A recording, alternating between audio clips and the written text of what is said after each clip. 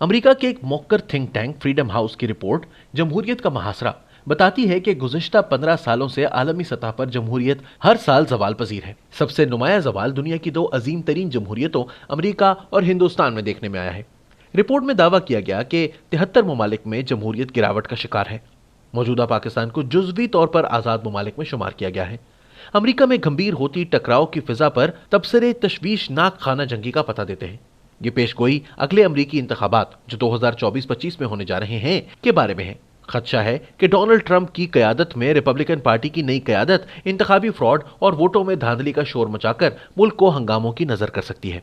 जमहूरी निज़ाम और इक़दार में होने वाले आलमी ज़वाल की एक वजह सोशल मीडिया के गैर मामूली उरूज को करार दिया गया है, जिसने ऐसे अफराद को इजहार की ताकत दी है जो रिवायती इक़दार या इनफरादी शनाख्त को खतरे में महसूस करते हैं। इसने अवामी तासुबात के लिए एक मुसलसल फैलता हुआ प्लेटफॉर्म फराहम कर दिया है।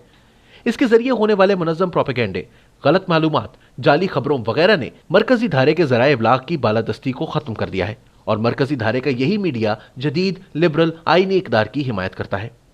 पाकिस्तान में भी हम 2018 में एस्टैब्लिशमेंट और सिलेक्टेड वजीर आजम की मुश्तरका सरपरस्ती में एक हाइब्रिड निज़ाम का तजुर्बा करते हुए जमहूरियत की पटड़ी से फिसल गए। जमहूरियत से गुरेज की एकासी हिज़्ब इख्तलाफ को निशाना बनाए जाने और नैब, FIA, पुलिस और अदलिया जैसे रियासती इदारों के जरिए मीडिया पर क्रैकडाउन और जाबराना या गैर जमहूरी नए कवानीन की मूसलाधार बरसात से होती है। लेकिन अब 3 साल बाद यह हाइब्रिड हुकूमत अपनी गलतियों और तजादात के बोझ तले दब रही है। इसके अहम सरपरस्तों के ज़ाती अज़ाइम का बोझ भी कुछ कम नहीं। यह सोशल मीडिया है जो कि असल में हाइब्रिड हुकूमत की जानिब से मुनज़्ज़म प्रोपेगेंडे का जरिया था। सितम ज़रीफ़ी यह है कि इसी सोशल मीडिया ने इस हाइब्रिड हुकूमत और इसे लाने वालों की साजिशों, धोखादही, मकर व फरेब, दिवालियापन, यू टर्न, झूठ और बदउनवानी को बेनकाब करने के लिए अवामी प्लेटफॉर्म मुहैया किया है। यही वजह है कि अपनी साख खोती हुई एस्टैब्लिशमेंट इस परेशान कुन सूरत हाल से निकलने के लिए कदरे कम गैर कानूनी और गैर मकबूल रस्ते तलाश कर रही है। इनमें तहरीक इंसाफ की हुकूमत को चलता करने का ऑप्शन भी शामिल है। इस मुमकिन जमहूरी बहाली के दो वाज़ेह मज़ाहिर हैं। पहला, पाकिस्तान को आज़ादी के बाद से बदतरीन मुआशी बहरान में धकेलने वाली तहरीक इंसाफ की हुकूमत से हर कोई नफरत कर रहा है।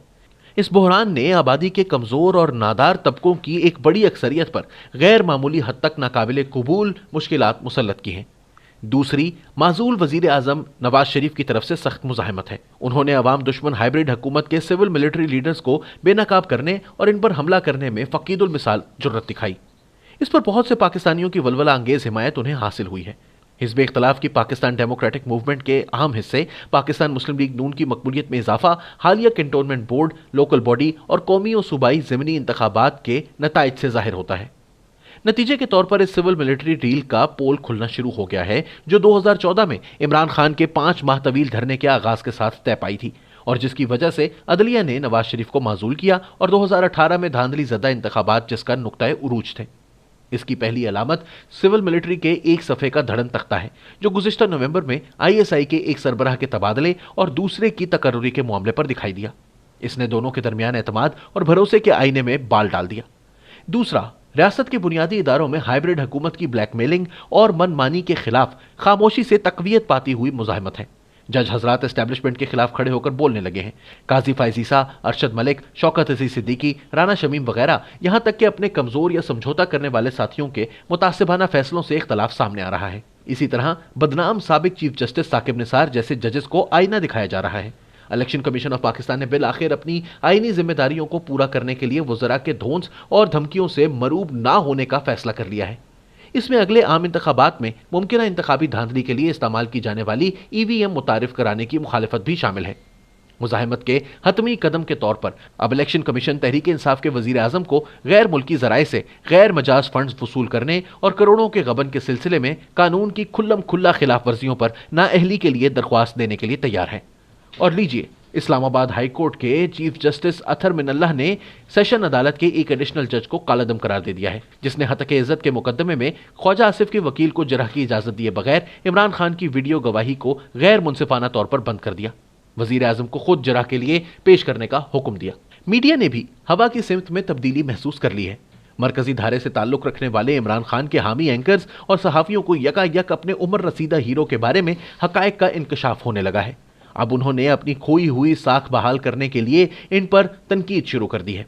इसी तरह एस्टेब्लिशमेंट या हुकूमत की हिदायत पर मरकजी धारे के मीडिया से निकाल बाहर किए गए सहाफ़ी अब खुलकर बात कर रहे हैं, अपने दुश्मनों की तरफ उंगलियां कर रहे हैं, बल्कि नाम लेकर तनकीद कर रहे हैं। इमरान खान के हामी और साबिक सियासी वफादारान की बदउनवानी की कहानियां बेनकाब कर रहे हैं। DGISPR का कहना है कि मीडिया एस्टेब्लिशमेंट और नवाज शरीफ के माबैन किसी डील के बारे में कयास आराइयों से गुरेज करे, क्योंकि ऐसा कुछ नहीं होने जा रहा। नीज फौज सियासत में मुलव्विस नहीं है।